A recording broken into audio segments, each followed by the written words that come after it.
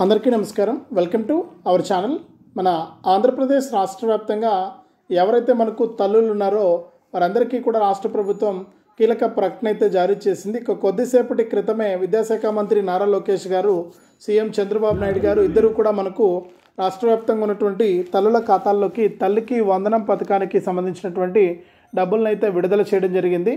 మరి తల్లికి వందనం పథకం ద్వారా ఎవరైతే మనకు తల్లులు ఉన్నారో, అంటే 1వ తరగతి నుంచి ఇంటర్మీడియట్ వరకు కూడా చదివేటువంటి పిల్లల తల్లులు ఉన్నారో వారి ఖాతాల్లోకి ఈ యొక్క డబ్బులు అయితే రాబోతుంది.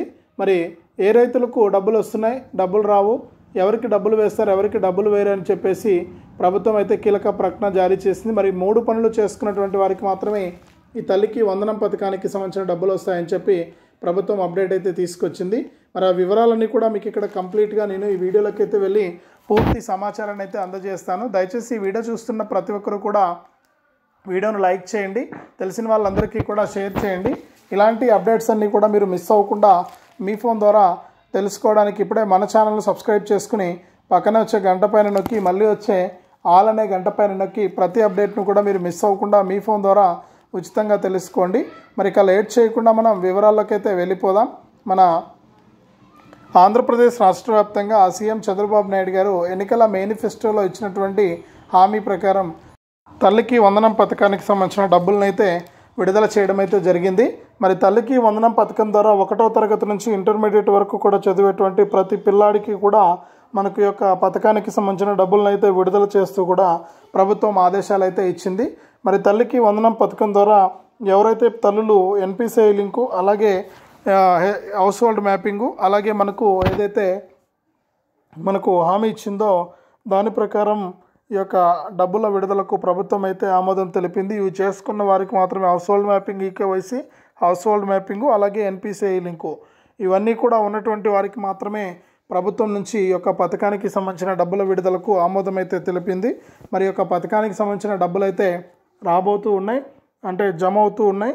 కొద్దిసేపటి క్రితమే విడుదల చేశారు కాబట్టి మనకు ఈ ఒక్క రోజులోనే 67 లక్షల మంది తల్లులకు 8,420 కోట్ల రూపాయలు జమ కావాలంటే కుదరదు.